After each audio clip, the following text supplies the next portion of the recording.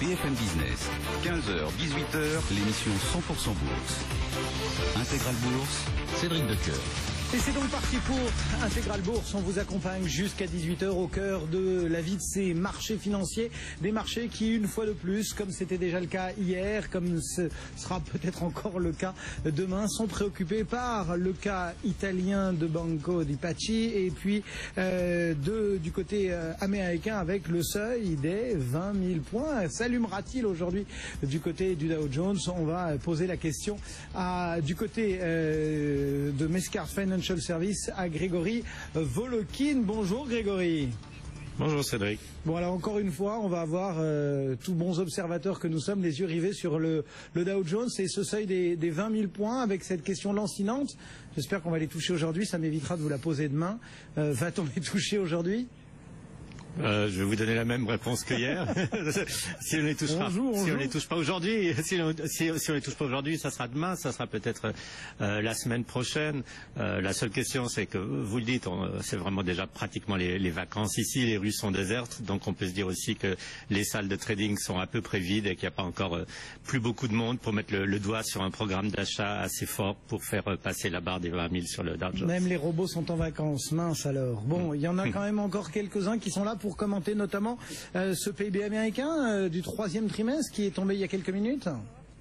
Puisque je suis là, je vais les commenter. Alors il y a une hausse de 3,5% du produit national brut. On attendait 3,2%. Donc c'est un bon chiffre, c'est un chiffre encourageant. Il faut se souvenir que l'année avait commencé vraiment d'une façon extrêmement molle, avec une croissance seulement de 0,8% sur le premier trimestre, de 1,4% sur le deuxième. Donc une belle accélération sur le troisième. On le savait déjà, ça ne fait que confirmer en fait ce qu'on savait. Mais aussi, on voit que la consommation a été plus forte que prévu. C'est d'ailleurs pour ça que le produit national brut arrive au-dessus des estimations, consommation en hausse de 3%, l'indice des prix à la consommation à peu près où il était avant à 1,7%. Il faut savoir que la Fed aimerait avoir 2% pour voir un peu d'inflation. Et puis on a eu des commandes de biens durables meilleures que prévues, surtout si on enlève en fait l'aviation, parce que c'est toujours évidemment extrêmement volatile. Ça fait des commandes de biens durables en hausse de 0,9%. Donc tout ça, c'est vraiment des bonnes statistiques en cette fin d'année, mais que, comme je vous dis, disons, il n'y a pas beaucoup de gens pour ni les regarder, ni surtout pour faire quelque chose de ces statistiques sur les marchés. Donc, des statistiques américaines concernant le PIB, puis l'emploi aussi, des demandes hebdomadaires d'allocation chômage. Oui, le chiffre un peu plus élevé que d'habitude. On était tellement habitué à avoir des chiffres vers les 250, 260 000 demandes d'indemnisation. Là, c'est 275. De toute façon, la seule chose à se dire, c'est que pour le moment, un chiffre en dessous de 300 000 est excellent et tous les chiffres vont plus dans la direction d'une baisse en général du chômage encore aux États-Unis, de la grande difficulté que les compagnies ont à trouver du personnel quand elles ont besoin d'engager. Donc même ce petit écart aujourd'hui sur le chiffre de l'emploi n'inquiète personne. Bon, la tendance du jour, à part le fait qu'effectivement, comme vous nous le disiez quand on parlait des 20 000 points, à part le fait qu'il n'y ait pas grand monde dans les salles aujourd'hui, on s'attend à quoi pour le moment ? On s'attend un peu à ce qu'on a eu hier, hein, c'est-à-dire, je dirais pratiquement une journée pour rien. À force d'attendre de passer ces 20 000 points, on va se dire que ça devient un obstacle, alors que avant c'était peut-être un but. Donc, je crois que tout le monde est un tout petit peu figé et que les mouvements vont continuer à être très faibles. Et d'ailleurs, c'est prouvé par l'indice de volatilité, le VIX, qui est au plus bas de l'année, à des niveaux vraiment historiquement extrêmement bas. En tout cas, effectivement, pour le moment, les futurs nous annoncent une ouverture approuver ce décret. Tout cela, ce sont des sources officielles citées par l'agence Bloomberg. Du côté de New York, que dire donc de toutes ces thématiques? On va voir tout ça dans un instant avec Grégory Volokin. Auparavant, peut-être un petit coup d'œil rapide sur le monde du reste de l'actualité, et notamment toujours une actualité légèrement italienne avec Silvio Berlusconi qui sort de sa réserve pour défendre l'italianité, on va dire ça comme ça, de Mediaset. face à l'offensive de Vivendi. Il appelle les actionnaires de son groupe à resserrer les rangs. Il ne peut pas imaginer, dit-il, que Mediaset ne soit plus dirigé par sa famille. Et il accuse Vivendi de chantage et d'extorsion. Retour de la guerre des brevets. Et là, c'est Nokia qui porte plainte contre Apple en Allemagne et aux États-Unis. Il l'accuse d'avoir violé 32 brevets technologiques qui lui appartenaient. Et puis une nomination qui ne va pas arranger les relations entre les États-Unis et la Chine. Elle concerne le Conseil national du commerce et Donald Trump qui a placé Peter Navarro. Il s'agit d'un économiste qui met en garde depuis des années contre une guerre commerciale avec la Chine. Voilà donc pour les quelques dossiers qui dominent l'actualité. On va également regarder ce qui se passe à New York. Grégory Volokin, que l'on retrouve du côté de Mescart Financial Services. Grégory, donc pour le moment, voilà, un marché stable, mais c'était presque couru d'avance. Tout à l'heure, vous nous l'avez dit, les rues sont désertes, les bureaux sont vides, et New York termine presque en roue libre.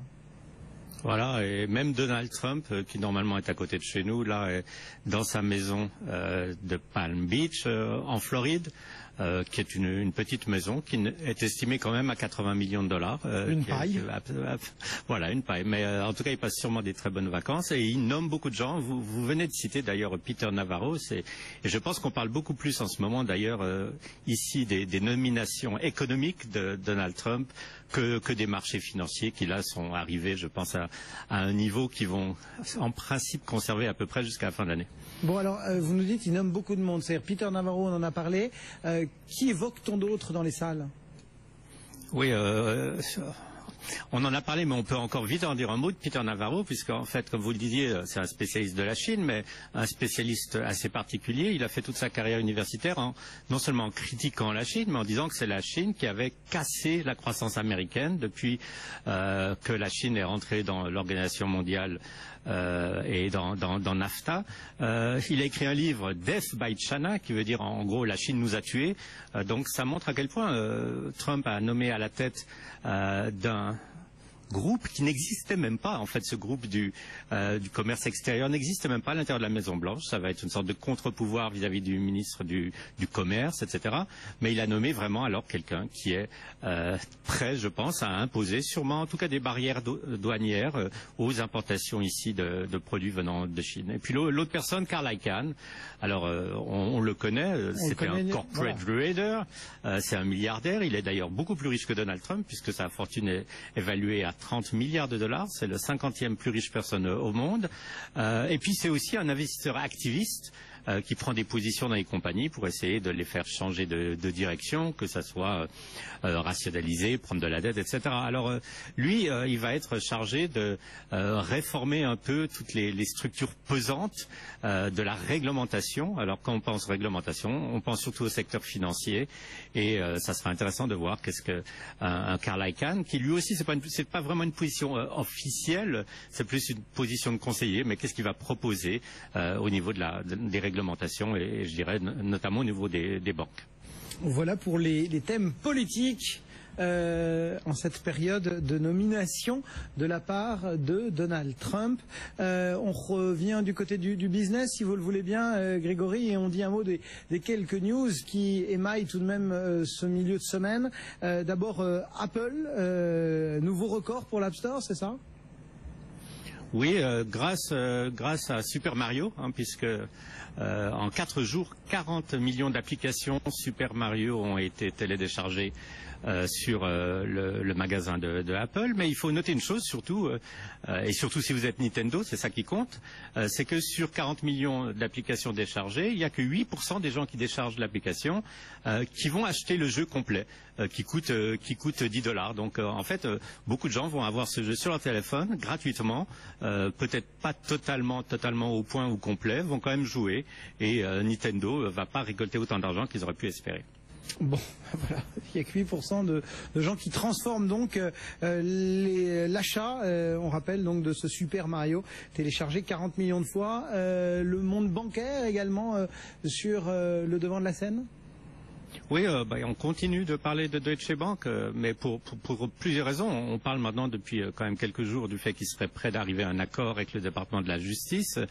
Un accord, c'est-à-dire payer une énorme amende. Le chiffre chuchoté était de 14 milliards de dollars, mais c'est toujours un chiffre extrême pour mettre de la pression, je pense, sur la banque. Deutsche Bank eux-mêmes, ils avaient provisionné 5 à 6 milliards de dollars. On peut penser que le chiffre final... Voilà, le chiffre final sera entre les deux. C'est toujours par rapport au mortgage de 2008, à ces prêts immobiliers qui avaient été repackagés, revendus à des investisseurs qui ne se doutaient pas des saletés qu'il y avait dedans. Mais l'autre chose très nouveau, j'allais vous dire, c'est pas nouveau. Non, mais ça a traîné, ça a traîné. Mais l'autre chose intéressante aussi, c'est qu'en fait Deutsche Bank, et on en parle de plus en plus, est la banque qui est la banque de Donald Trump en fait, puisque c'est la banque qui a beaucoup prêté à Donald Trump pour ses financements immobiliers. Par exemple, en ce moment, il a un crédit, un prêt en fait de 300 millions de dollars avec Deutsche Bank, et la seule garantie en face de ce prêt est le nom de Donald Trump, donc la qualité, disons, de son business sous-jacent. Et la question qu'on se pose aux États-Unis, on ne dit pas, mais c'est un conflit d'intérêt, c'est même pas la question. La question, c'est, mais comment est-ce que à la fois la banque, le département de la justice, enfin, comment tous ces gens vont manœuvrer, alors qu'évidemment, il y a non seulement les intérêts de la banque, mais il y a les intérêts du président des États-Unis, il y a une énorme amende à payer. Donc, comme je dis, on est au-dessus du conflit d'intérêts, on est là dans une zone totalement inconnue au niveau de transactions entre banques et gouvernement. Donald Trump, Deutsche Bank, en terre inconnue, comme on pourrait paraphraser dans l'audiovisuel français. Un petit coup d'œil du côté d'Uber aussi, on termine l'année en parlant encore ? Oui, on parle pratiquement tous les jours d'Uber pour de bonnes raisons. Là, la raison, c'est qu'ils avaient lancé un service de voitures autonome à San Francisco. En toute illégalité d'ailleurs, au demeurant. Voilà, exactement. Ils n'avaient pas demandé l'autorisation. Évidemment, ces voitures n'avaient pas un chauffeur, mais avaient quand même quelqu'un assis à la place du chauffeur ou à côté de la place du chauffeur, prêt à intervenir, à reprendre le volant à tout instant.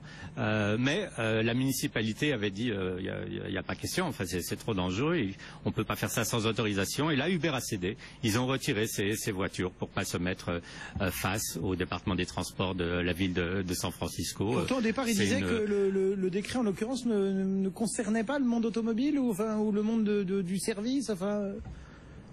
Ouais, je pense qu'ils avaient des arguments assez fumeux. C'est vrai que si vous mettez une voiture, les voitures c'est quand même encore des automobiles. Si elles sont indépendantes, ça veut dire qu'il y a évidemment un niveau de risque très différent. Avoir une autorisation, ça me semble normal. Ils ont tâté le terrain. Je pense que l'intérêt de Uber maintenant, c'est plutôt d'abord d'avancer dans la technologie, qui n'est pas encore totalement au point, et puis aussi de négocier avec les municipalités avant d'introduire ce genre de transport. Bon, voilà donc pour les quelques grands thèmes qui émaillent cette journée, et toujours pour le moment donc ce seuil des 20 000 points qui résistent à l'indice Dow Jones. Mais enfin, comme vous nous le disiez en tout début d'émission, si c'est pas aujourd'hui, ce sera peut-être pour demain. Je crois qu'on se reposera la question demain. Grégory Volokin depuis Mescart Financial Service. Bonne fin de séance sur les marchés, Grégory. Nous, on a donc ce marché parisien ce marché américain, qui est en baisse de 0,17%, 19 906 points, et on a à Paris